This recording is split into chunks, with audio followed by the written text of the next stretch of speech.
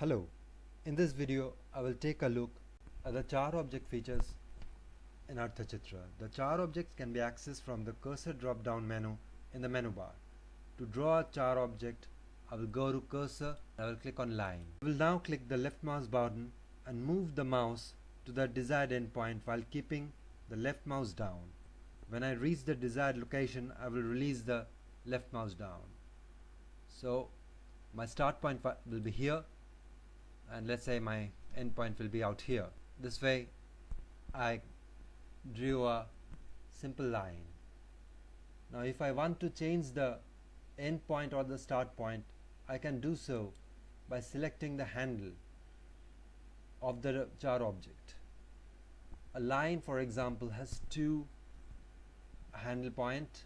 One is the start point and another is the end point. The handle point can vary depending on the char objects. So I will just change the end point from here to, let's say, here. And if I want to move the char objects, I can do so by simply clicking on the char objects and moving the mouse.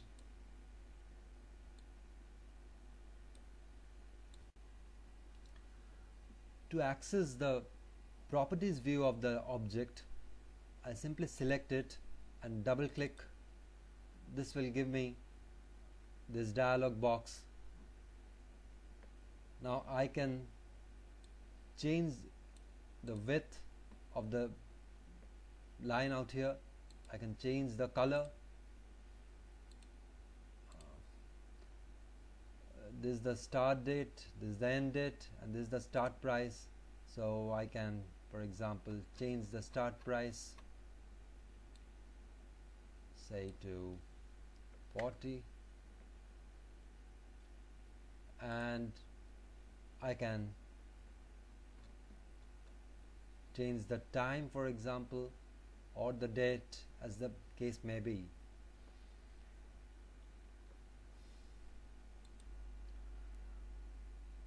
The char objects has three parts. I will just demonstrate the line char objects for example. If I choose char objects and select line, okay, just change it. Okay, now this is the line class, which derives from the drawing base class, which is an abstract class. Now this class essentially defines how the display will be. This is the display, and how the char objects will behave, and this defines the properties of the char objects. For example, the line class has a start date, start time, and an end time, and it has also got a start price and end price. How the price? Okay, this is the start price, this is the end price, and also it has got some abstract method properties like the bar space, bar width, min, max, etc., which basically define how the char objects will behave when the bar space or the bar width or the actual width of the chart changes. So it basically contains the definition of how the look and feel of the char objects will be. The next part, you have the chart cursor.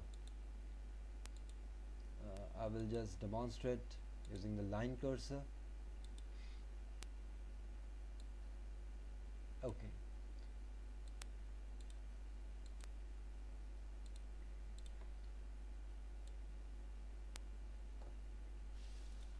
The line cursor basically is the definition how the char objects will be drawn when the mouse is moved, like on mouse down and mouse move, mouse up, etc.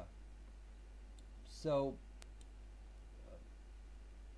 and basically the char objects inherits from the cursor objects, which is also an abstract class, and basically this line cursor